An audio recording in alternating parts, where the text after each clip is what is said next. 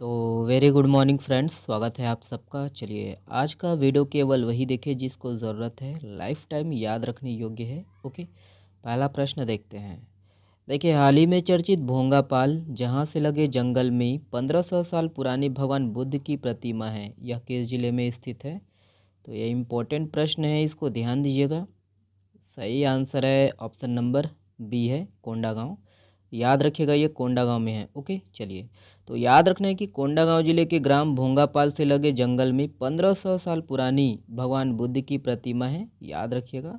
और देखिए, इसके संबंध में थोड़ा विरोधाभास था कि ये कोंडागांव में है कि नारायणपुर में। ओके, तो याद रखिएगा दोस्तों कि ये नारायणपुर, कोंडागांव और कांकेर तीनों जिला की जो है सीमा पर स्थित है, लेकिन काफ़ी सर्च करने के बाद है ना इसको कोंडागांव लिया गया है, याद रखिएगा। ओके, और याद रखना है कि इस प्रतिमा को स्थानीय ग्रामीण डोडा मुखिया और डोकरा बाबा के नाम से पूजते हैं।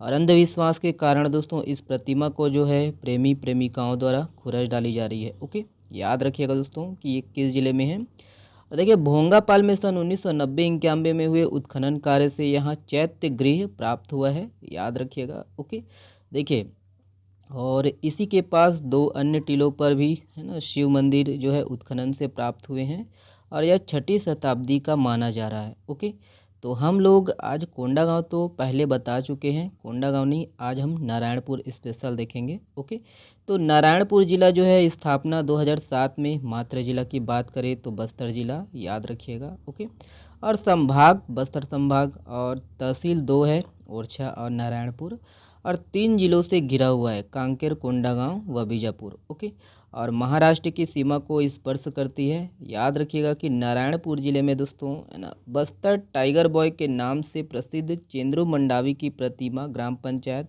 है ना गढ़ बंगाल में स्थापित है। ओके, और टाइगर बॉय के नाम से प्रसिद्ध चेंद्रू मंडावी का जन्म जो है नारायणपुर जिले के ग्राम है ना गढ़ बंगाल में हुआ था। और डुडुम मछली या कोचिया मछली दोस्तों नारायणपुर जिला में पाया जाता है। और जल जीवन सर्वेक्षण 2023 में राज्य के जो है नारायणपुर जिले ने देश भर के 43 आकांक्षी जिलों में दूसरा स्थान हासिल किया है। ओके, देखिए, हाल ही में चर्चित बोडकम जलप्रपात किस जिले में स्थित है? तो किस जिले में है? ऑप्शन है यहाँ पर। करेक्ट आंसर है ऑप्शन नंबर बी है, बीजापुर। याद रखिएगा, बीजापुर में है। चलिए ध्यान दीजिएगा कि बीजापुर में लोगों ने इस बार नए जलप्रपात की खोज की है, जिसका नाम बोडकम जलप्रपात है। ओके, नाम याद रखिएगा और ज़िला याद रखिएगा। ये हम लोग का प्यारा छत्तीसगढ़ और ये आपका बीजापुर ज़िला। तो देखेंगे कि बीजापुर ज़िला जो है 1 मई 2007 को अस्तित्व में आया। और मात्र जिला की बात करें तो दंतेवाड़ा, और यहाँ नडापल्ली की गुफा, आवापल्ली की गुफा है ना, लंका गुफा है, और भद्रकाली मंदिर भी यहीं है। और याद रखना है कि लंकापल्ली जलप्रपात यहीं पर है, जिसे 7 कुंड वाला जलप्रपात भी कहते हैं, ध्यान दीजिए। नीलम सराय जलप्रपात भी यहीं पर है। ओके, याद रखिएगा। और याद रखना है कि छत्तीसगढ़ का जो है पहला टाइगर रिजर्व, याद रखिएगा, इंद्रावती राष्ट्रीय उद्यान इसी जिले में है। नंबी जलप्रपात भी यहीं पर है। ठीक है, ध्यान दीजिए कि सकल नारायण गुफा, भैरमदेव मंदिर, भद्रकाली मंदिर वही। ओके, भैरमगढ़ वन्यजीव अभ्यारण्य, पामेड़ वन्यजीव अभ्यारण्य, सब कहाँ पर है? इसी जिले में है। ठीक है, याद रखना है, बीजापुर। ओके, देखिए, हाल ही में चर्चित फुलपाड़ जलप्रपात कहाँ स्थित है? तो यहाँ पर ऑप्शन है। सही आंसर है ऑप्शन नंबर डी है, दंतेवाड़ा। याद रखिएगा, ये दंतेवाड़ा में है। तो वही है, याद रखिएगा कि फुलपाड़ जलप्रपात दंतेवाड़ा जिला में स्थित है। तो ये हम लोग का प्यारा छत्तीसगढ़ और ये आपका दंतेवाड़ा जिला। तो दंतेवाड़ा जिला का ये सबसे ऊंचा जलप्रपात है, और यह लगभग 200 फीट की ऊंचाई से गिरती है। उसी तरह याद रखना है तुलसी डोंगरी, जो कि हाल ही में चर्चा में रहा, दंतेवाड़ा में है। और दंतेवाड़ा जिला में स्थित माता दंतेश्वरी मंदिर परिसर में प्रदेश का पहला और देश का सबसे लंबा मंदिर कॉरिडोर बनाया जा रहा है। याद रखिएगा दोस्तों कि है ना बैलाडीला है दंतेवाड़ा में, नंदीराज यहाँ पर। ठीक है, दंतेवाड़ा में 1210 मीटर है इनकी ऊंचाई, ध्यान दीजिएगा। और याद रखना है कि बारसूर प्राचीन नाम है चक्रकोट, भ्रमरकोट, यहीं पर है दंतेवाड़ा में। और बारसूर में ही चंद्रादित्य मंदिर, बतीशा मंदिर, मामा भांजा मंदिर और गणेश जी की प्रतिमा है। उसी तरह आपको है ना ये भी ध्यान देना है कि ढोलकल गणेश जी की प्रतिमा है दंतेवाड़ा में। और गामावाड़ा ये भी आपका दंतेवाड़ा में, जो कि पुरातात्विक स्थल है। ओके, और देखिए सूरजगढ़ जलप्रपात, मेंद्री घूमर जलप्रपात जिसे हाथीदरहा जलप्रपात कहते हैं, और बोध घाट और आपका इंदुल जलप्रपात और सात धारा जलप्रपात यही हैं, ठीक है, दंतेवाड़ा में। और इसको भी देख लीजिएगा कि देखिए बारसूर इलाके में स्थित बोध घाट का नाम दोस्तों बोध मछली की अधिकता के कारण पड़ा था। याद रखना है बोध मछली का संबंध किस जिले से है? दंतेवाड़ा, ओके, बारसूर इलाके से।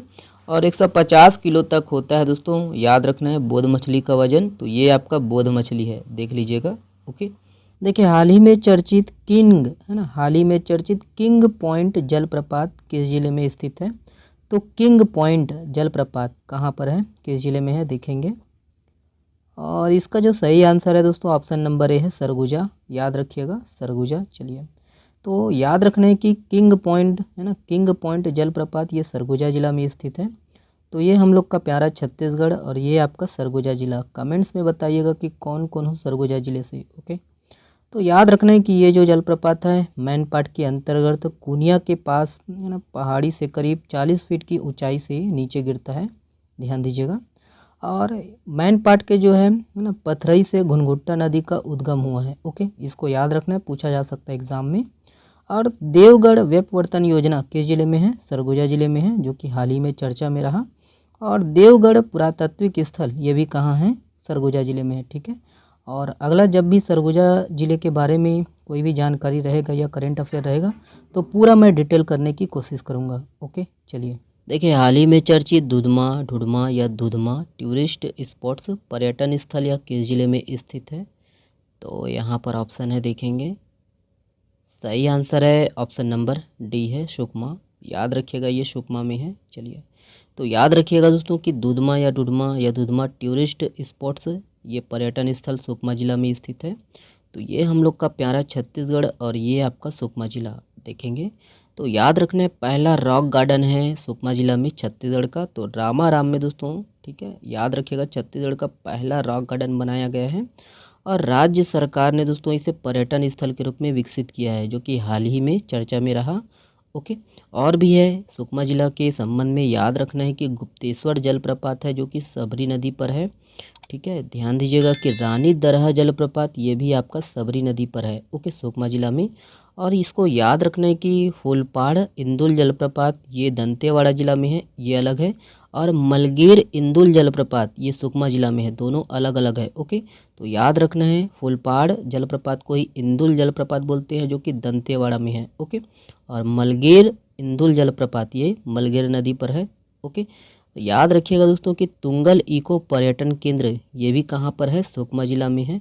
याद रखिएगा कि देखिए कि सिंचाई के लिए बनाए गए तुंगल डैम को इको पर्यटन स्थल के रूप में दोस्तों विकसित किया गया है, ओके, इको पर्यटन केंद्र के रूप में। और 1980 में बनी है ये तुंगल बांध, ओके। इसको भी याद रखना है कि दोरनापाल ब्रिज ये आपका है ना सुकमा जिला मुख्यालय से लगभग 37 किलोमीटर की दूरी पर है। और ये छत्तीसगढ़ और उड़ीसा के बीच एक महत्वपूर्ण संपर्क पुल है ना। तो दोरनापाल पुल कहाँ है, किस जिले में है? तो सुकमा, ओके। तो सुकमा जिले के संबंध में इतना कुछ आपको रखना है याद, है ना।